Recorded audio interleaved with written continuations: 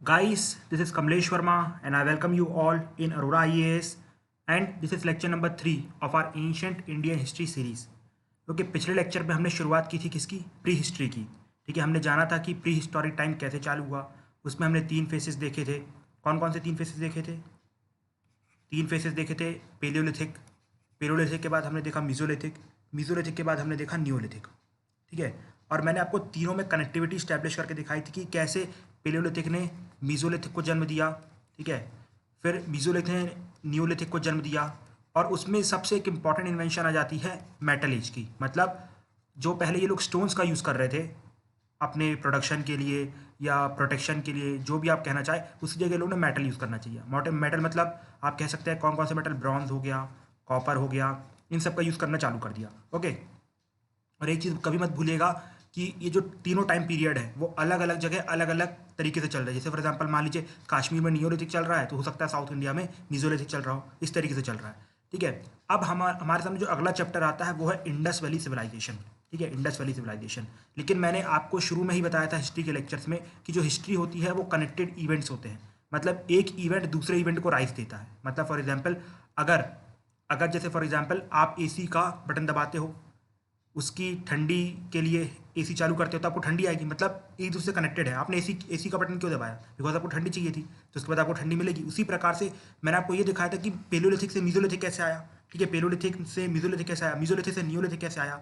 तो उसी प्रकार से जो इंडस वैली सिविलाइजेशन था वो कोई ऐसा कॉन्सेप्ट नहीं था कि भैया आज मुंह उठाए और बोले कि नहीं यार कुछ इंडस वैली सिविलाइजेशन टाइप बनाते हैं, मोहनजोदारो बनाते हैं, हड़प्पा बनाते हैं, बाद में लोग बड़ी तारीफ करेंगे। ऐसा नहीं है, ये एक्चुअली खुद ही होते जा रहा था। आप देखो यहाँ पर ह्यूमन जो है इवॉल्व कर रहा है। पहले पेलियोलिथिक था, हमें से चलते भी नहीं आता था और बड़े बड़े टूल्स थे। फिर कैसे धीरे धीरे हमने चीज़ों को समझा, एनिमल से सीखा, हमने ग्रुप हंटिंग करना चालू की, उसमें फिर हमने छोटे छोटे हथियार डाले। उसके बाद हमने खुद एग्रीकल्चर मतलब खुद प्रोडक्शन करना सीखा। उसमें खुद आग का देखा कि आग से कैसे अच्छा मीट पाया जा सकता है एंड एवरीथिंग जो हमने डिस्कस किया। मतलब आपने देखा कि एक इवेंट दूसरे इवेंट को राइज दे रहा है। जैसे आपने डाक देखी होगी, ठीक है, अब उसमें एडम और ईवा कुछ भी करें, एक तरीके से वो लोग उसी साइकिल को बार बार रिपीट कर रहे थे।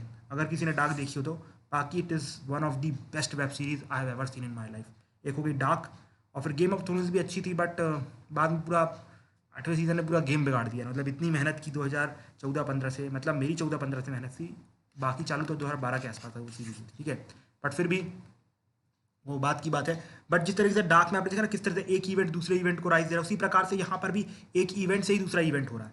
तो उसी प्रकार से जो आईवीसी आया वो एकदम से बिल्कुल कहीं मुंह उठा के कॉन्सेप्ट चला नहीं आया कि नहीं यार मोहनजोदारो बनाना है, हड़प्पा बनाने से कुछ नहीं। ये नियोलिथिक ही राइज देगा आईवीसी को। आज हम देखेंगे किस तरीके से Indus valley civilization Neolithic phase से ही आती है। ठीक है, जैसे कि लोग जब ब्रिटिश आए उन्होंने क्लेम करते हैं कि जो भैया इंडस वैली सिविलाइजेशन थी वो एक one of the best civilization थी पूरे वर्ल्ड में। जहाँ तक कि इतनी ज़्यादा आप कहते हैं एडवांस्ड और अर्बनाइज सिविलाइजेशन पूरे वर्ल्ड में उस टाइम पे कहीं नहीं थी। ना ही मेसोपोटामिया में थी, ना ही उनकी इनका कहीं पर नहीं थी। ठीक है, इनका उनका जो भी है कहीं पर भी नहीं थी। ओके, सिर्फ जो एडवांसमेंट दिखती है अर्बनाइजेशन की वो हमारी आईवीसी में दिखती है। तो इंडियंस ने बनाई थी, उसका कैसे राइज होता है वो हम यहाँ पर समझेंगे। ठीक है, और दूसरी बात यहाँ पर मैं आपको बताना चाहूँगा, देखो जो इंडस वैली सिविलाइजेशन है या फिर Mohenjodaro Harappa civilization whatever you call it, ये more of art and culture है। ठीक है, it is more about art and culture. ठीक है, आर्ट एंड कल्चर के बारे में ये ज़्यादा है। तो इसको मेजरली डिस्कस तो हमें इसे कहा आर्ट एंड कल्चर में करना था। बट हम ऐसा नहीं कर सकते हैं। ठीक है, हमें अपने आपको बताया कि भैया जो हिस्ट्री है वो पॉलिटिकली कनेक्टेड रहती है, हिस्टोरिकली कनेक्टेड रहती है। अगर हम एक इवेंट भी मिस आउट कर देंगे तो पूरी हिस्ट्री का जो फ्लो है बिगड़ जाएगा। इसलिए मैं यहाँ पर आईवीसी को उतना ज़्यादा डिस्कस नहीं करूंगा जितना आप एक्सपेक्ट कर रहे हैं। लाइक आर्ट एंड कल्चर का मेजर पार्ट डिस्कस नहीं करूंगा, बिकॉज जब आर्ट एंड कल्चर पढ़ाऊंगा सेपरेटली तो वहाँ पर मैं आपको पेलियोलिथिक पेंटिंग से स्टार्ट करूंगा कि कैसे पेलियोलिथिक पेंटिंग का आविष्कार हुआ, क्या क्या थीम्स किया, एवरीथिंग। इसके बाद आईवीसी के आर्ट्स पे आऊँगा, तो वहाँ पर आईवीसी ज़्यादा अच्छे से डील करूँगा। यहाँ पर अप्रॉक्सीमेटली 2 से 3 लेक्चर बस लूँगा, और मेनली वो भी होंगे पॉलिटिकली कनेक्ट करने के लिए, हिस्टोरिकली कनेक्ट करने के लिए। ठीक है, तो आप इस चीज़ का ध्यान रखिएगा। और कम आपको लगे कम पढ़ाया तो ऐसा नहीं है, जब आर्ट एंड कल्चर की सीरीज आएगी तो वहाँ पर कंप्लीट कर दिया जाएगा उसे। ओके, तो आप उस टाइम का वेट करिएगा। तो चलिए चालू करते हैं। उससे पहले मैं आपको बताना चाहूँगा हमारे पीजीपी ग्रुप के बारे में। And this time 35+ students are writing mains from our side. Okay, जिसके प्रूफ आपको टेलीग्राम चैनल में मिल जाएंगे हमारे। और अगर आपको कोई भी डाउट होता है तो you can contact on these 2 numbers. साथ ही हमारी कुछ माइंड मैप बुक्स है। रिसेंट में हमने एथिक्स की माइंड मैप बुक रिलीज़ की है जो कि आपको काफ़ी हेल्प करेगी रिवीजन के लिए। तो आप उसको भी फ्लिपकार्ट या अमेजोन से परचेज कर सकते हैं। अब चालू करते हैं। देखो, आप ये बताओ कि नियोलिथिक में आखिरी में क्या हुआ था। नियोलिथिक में हमने एग्रीकल्चर का इन्वेंशन कर लिया था, कि एग्रीकल्चर का इन्वेंशन कर लिया था। और दूसरा इन्वेंशन क्या था, व्हील का, जो बहुत इंपॉर्टेंट था।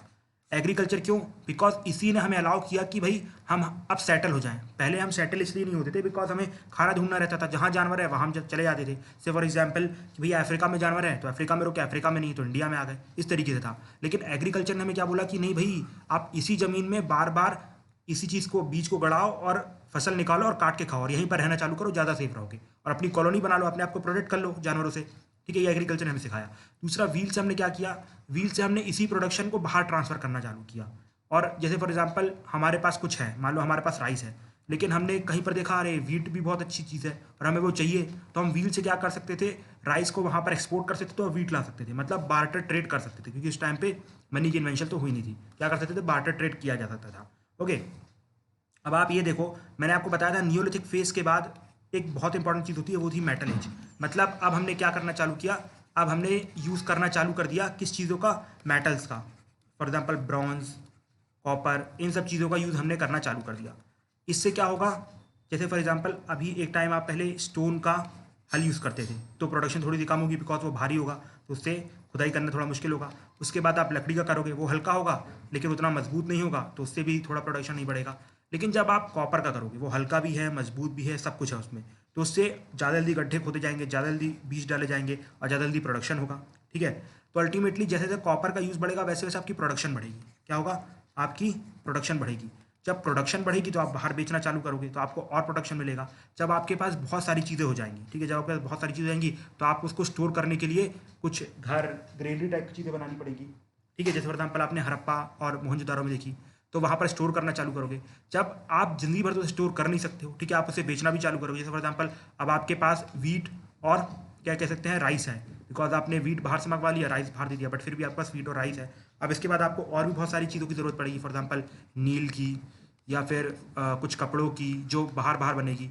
तो अल्टीमेटली अगर आप सोचो कि मैंने, ठीक है, हमारे पास व्हील है, मुझे कोई डाउट नहीं है, तो मैं हर जगह जाके एक्सपोर्ट इंपोर्ट कर सकता हूँ। लेकिन अब मुझे वीट मिल गया, अब मैं क्या वीट के लिए फिर नील वाले के पास जाऊँगा दूर गाँव तक, फिर राइस वाले के, मतलब राइस लेके कपड़ों के लिए कहीं दूर जाऊँगा, कहीं मुझे बीट्स चाहिए, मतलब जो नेकलेस होते हैं उसके बीट्स चाहिए, तो कहीं और दूर जाऊँगा। ये तो बहुत ख़राब है ना। इससे अच्छा अपन लोग क्या करते हैं कि एक जगह बनाते हैं जिसको हम मार्केट बोलेंगे। ठीक है, एक मार्केट बनाएंगे और उसी में बहुत सारी ग्रेनरीज लगा लेंगे, फॉर एग्जांपल वीट को स्टोर करने के लिए, बीट को स्टोर करने के लिए, राइस को स्टोर करने के लिए, नील को स्टोर करने के लिए, कपड़ों को स्टोर करने के लिए बहुत सारी ग्रेनरीज बना लेंगे और एक मार्केट बनाएंगे। ठीक है, एक मार्केट बनाएंगे और उस मार्केट में हर कोई आ जाके अपनी जो भी चीज़ें हैं वो इंपोर्ट कर सकते हैं। फॉर एग्जाम्पल अगर किसी को अपनी नील बेचनी है, ठीक है, या फिर किसी को अपने कपड़े बेचने हैं, तो वो आएगा और जो भी से चाहिए होगा उसके मुकाबले में चावल, राइस जो देना है वो दे के ले जा सकता है। ठीक है, मतलब बार्टर ट्रेड करेंगे बिकॉज मनी कन्वेंशन नहीं हुआ है। तो अब देखो, यहीं पर इवोल्यूशन है किसका, हमारी मोहनजोदारो सिविलाइजेशन का या आईवीसी का। मतलब प्रोडक्शन बढ़ गया, न्यूलिथिक और मेटल एज की वजह से प्रोडक्शन बढ़ा। अब हमें इसको बहुत एक दूसरे से बदलना था, बिकॉज मैंने आपको बताया था जैसे ही लोग फ्री होंगे तो लेजर में जाना चाहेंगे। लेजर में जाना चाहेंगे मतलब भैया और चीज़ें चाहिए हमें, जैसे फॉर एग्जाम्पल हमारे पास फ्रिज आ गया, नहीं यार अब वॉशिंग मशीन भी चाहिए, वॉशिंग मशीन आ गई, अब एसी भी चाहिए, ये भी चाहिए। तो वो एक जगह मिलेगा तभी आप लोग ना, जैसे फॉर एग्जाम्पल आपको वॉशिंग मशीन लाने के लिए आपको यूरोप जाना पड़ेगा, तो आप जाओगे नहीं यार, वो तो बहुत महंगा पड़ जाएगा। इससे अच्छा कोई मार्केट हो, वहाँ पर हर चीज़ अवेलेबल हो, वहाँ जाके ले लेंगे। तो एक्चुअली वो मोहनजोदारो और हड़प्पा क्या थे, वो एक मार्केट ही थे, और उसी मार्केट के आजू बाजू घर बनते गए, सिटाडेल बनते गए, लोअर हाउस बनते गए, और इस तरीके से पूरा इंडस वैली सिविलाइजेशन बनता गया। आप समझ में आया कि किस तरीके से नियोलिथिक और मेटल एज ने इंडस वैली सिविलाइजेशन को राइज दिया। ठीक है, I think now you are clear, मैंने अच्छे से चीज़ों को क्लियर कर दिया है। अब आती है दूसरी इंपॉर्टेंट चीज़ कि भैया ये हड़प्पा सिविलाइजेशन क्या है, ये आप कह सकते हैं इंडस वैली सिविलाइजेशन क्या है, इन सब में डिफरेंसेस क्या है।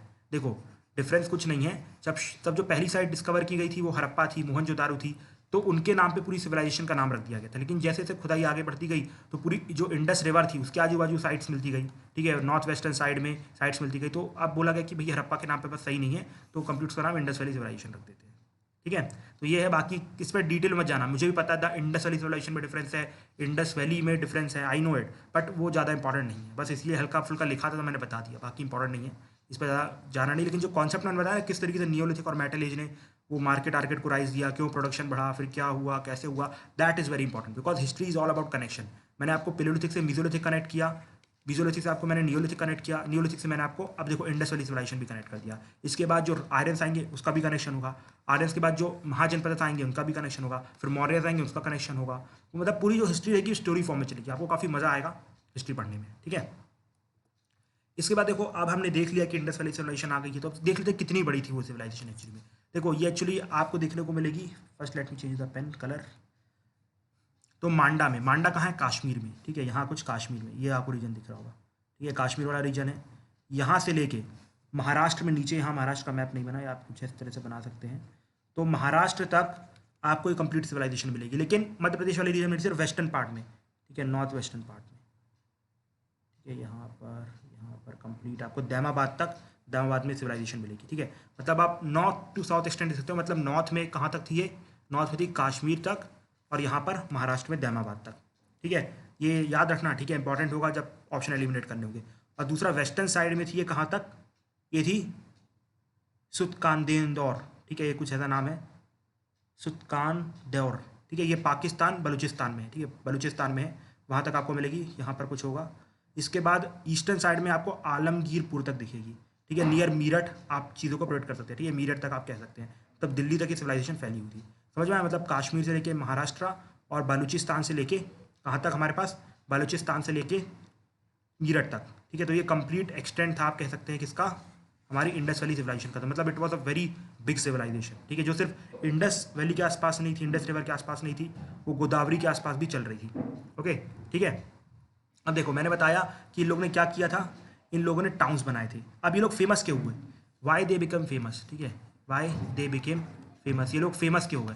देखो इनका फेमस होने का रीज़न ये था कि टाउन्स तो सब ने बनाए, टाउन्स मेसोपोटामिया ने बनाए, जैसे कि उनके यहाँ भी सेम कंडीशन हुई होगी, भैया नियोलिथिक हुआ, उसके बाद मेटल एज आ गई तो प्रोडक्शन बढ़ गया, तो हमें अब मार्केट की जरूरत पड़नी पड़ी, बिकॉज हमें भी चीज़ों को इंपोर्ट एक्सपोर्ट करना था, तो एक ही जगह पर चीज़ मिल जाए, तो वहाँ पर मेसोपोटामिया का राइज हुआ। इन द सेम वे हमारे यहाँ भी इंडस वैली सिविलाइजेशन का राइज हुआ, मतलब मोहनजोदारो हड़प्पा का राइज हुआ, बट उनसे हमारी सिविलाइजेशन बहुत एडवांस थी, बिकॉज हमारे यहाँ कुछ ऐसे फीचर्स मिलते हैं जो पूरे वर्ल्ड में उस टाइम पे कहीं नहीं मिलते थे, और वो जो फीचर्स हैं जो इंडस वैली सिविलाइजेशन में प्रेजेंट थे, वो शायद तक आज के प्रेजेंट इंडिया में भी आपको कहीं देखने को नहीं मिलेंगे, ठीक है। आप पूरी इंडियन हिस्ट्री में वैसे सिस्टम देखने को नहीं मिलेगा। तो सबसे जो इंपॉर्टेंट सिस्टम था वो था टाउन प्लानिंग का, ठीक है, मतलब जो टाउन थे काफ़ी प्लान्ड वे में थे, जैसे हमारे यहाँ पर आज आप प्रेजेंट में देखोगे कि स्लम्स हैं, ठीक है, और ये सब चीज़ें हैं, तो वो उस टाइम पे नहीं थी, काफ़ी प्लान तरीके से सिटीज़ को बसाया गया था। जैसे फॉर एग्जांपल कि वहाँ पर ग्रिड सिस्टम थी, ग्रिड सिस्टम मतलब ये कि जो आपने देखा होगा जो कॉलोनीज़ की रोड होती है, जैसे कि अगर आपने कभी BSNL की जो सोसाइटीज़ होती हैं या फिर भेल की सोसाइटीज़ होती है, अगर उनको विजिट किया हो तो आप देखोगे वहाँ पर जो रोड रहती है उस तरीके से रहती है, ठीक है, इस तरीके से, और यहाँ पर ऐसे घर बने रहते हैं, ठीक है, इस तरीके से घर बने रहते हैं, तो इसको बोलते हैं ग्रिड सिस्टम। और जो कि एक दूसरे को 90 डिग्री में काटते थे, ये देखो 90 डिग्री है ना, ये देखो 90 डिग्री, ठीक है, तो एक दूसरे को 90 डिग्री में काटते थे और ग्रिड्स बनी हुई थी, कंप्लीट ग्रिड सिस्टम था, ठीक है। ये सबसे एडवांस चीज़ आप देखो, ये भी आज भी हम फॉलो नहीं कर पा रहे हैं, कितनी जगह तो भैया चौराहे का तक पता नहीं किधर रहता है, ठीक है।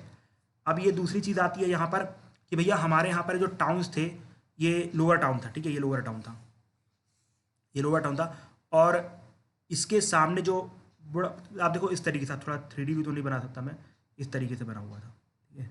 ये जो अपर टाउन था इसको सिटाडेल कहते हैं, सिटाडेल, यहाँ पर बड़े बड़े लोग, अमीर लोग रहा करते थे, ठीक है, राजा वाले लोग रहा करते थे, सिटाडेल जो अपर टाउन था। देखो इसका भी अपना एक मकसद था, सिटाडेल बनाने का मकसद ये था कि भैया हम लोअर लोगों से ऊपर रह रहे हैं, तो मतलब वी आर सुप्रीम, ठीक है, हम यहाँ से चीज़ों को नज़र में देख सकते हैं, मतलब यहाँ पर खड़े होकर पूरी सिटी पे नज़र रख सकते हैं, ये भी आप कह सकते हैं कुछ मकसद हो सकता था, ठीक है, मतलब अपने आपको सुप्रीम दिखाना, यही मकसद था सिटाडेल का। और भाई नीचे इस तरीके से लोअर टाउन बने हुए थे, जो मैंने आपको दिखाया ग्रिड सिस्टम में, ठीक है, ग्रिड सिस्टम में लोअर टाउन बने थे। अब देखो ये जो ग्रिड सिस्टम में लोअर टाउन बने थे उसमें ड्रेन्स हुआ करती थी, ड्रेन्स मतलब नालियाँ। हमारे यहाँ की नालियाँ, आप दिल्ली में नालियाँ देखोगे बिल्कुल कचरा बाहर आता रहता है, ठीक है, बाढ़ आती है तो पूरा कचरा घर में घुस जाता है, ऐसा वहाँ पर नहीं होता है, ठीक है। वहाँ पर कंप्लीट जो स्टोन स्लैब्स थी, फॉर एग्जाम्पल ये नाली है, ग्रिड है, अब ये कंप्लीट स्टोन स्लैब से कवर्ड थी, ठीक है, स्टोन स्लैब्स, और कंप्लीट पूरी एक बार में स्टोन स्लैब नहीं डली थी, मतलब बॉक्सेस में डली थी, कट्स में डली थी। इसका फ़ायदा ये था कि अगर हमें कभी साफ़ करना होता तो हम घुस के साफ़ कर सकते थे, या फिर कचरा निकाला जा सकता था, ठीक है, समझ में आया।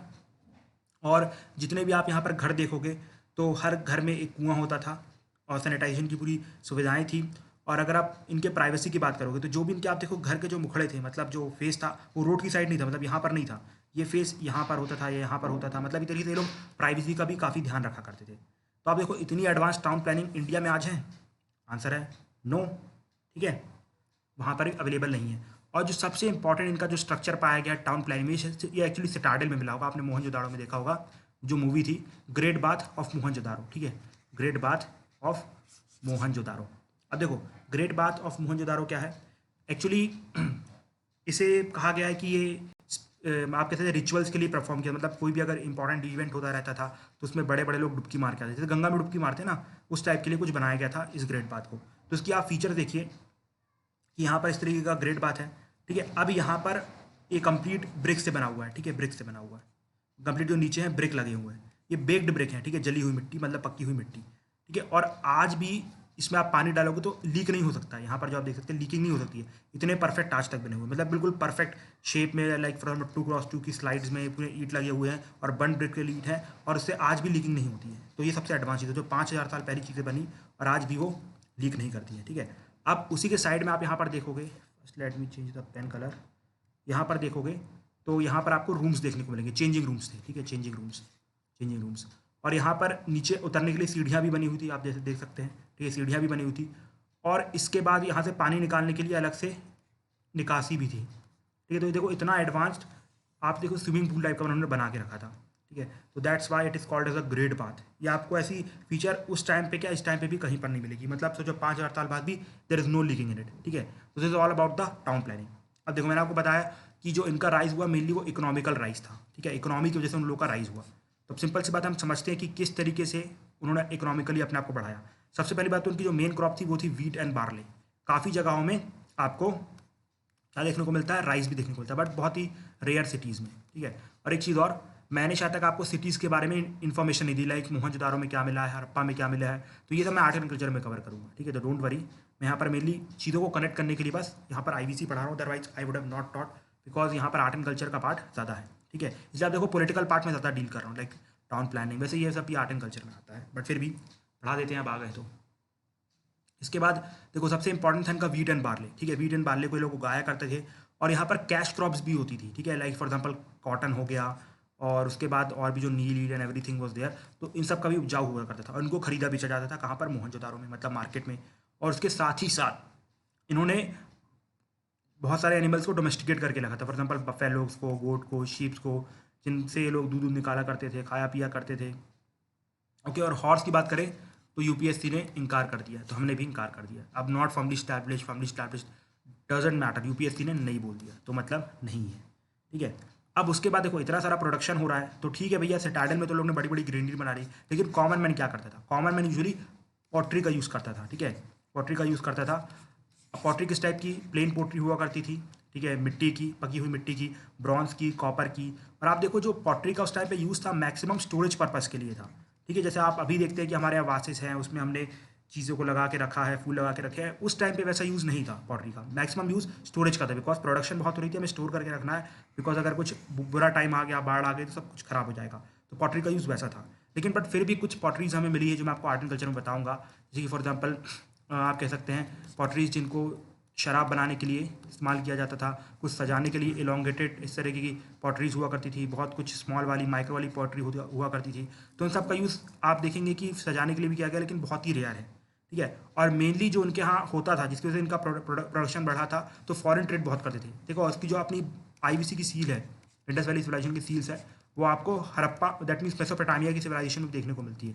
मेसोपोटामिया आपको पता है ना, मेसोपोटामिया मतलब जो इराक वाली सिविलाइजेशन है, ठीक है, इराक, दो रिवर्स हैं, I am not able to remember the name of those river, हाँ, यूफ्रेट्स एंड टिग्रिस, ठीक है, उसके आसपास बसी हुई थी।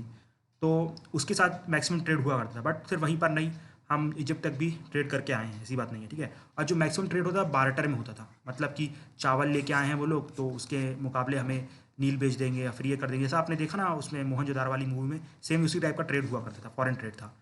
और ये थी उनकी पूरी इकोनॉमिक लाइफ, जिससे वो इतना उचक रहे थे। उचक क्या रहे थे भाई, बनाई थी हमने मेहनत करके।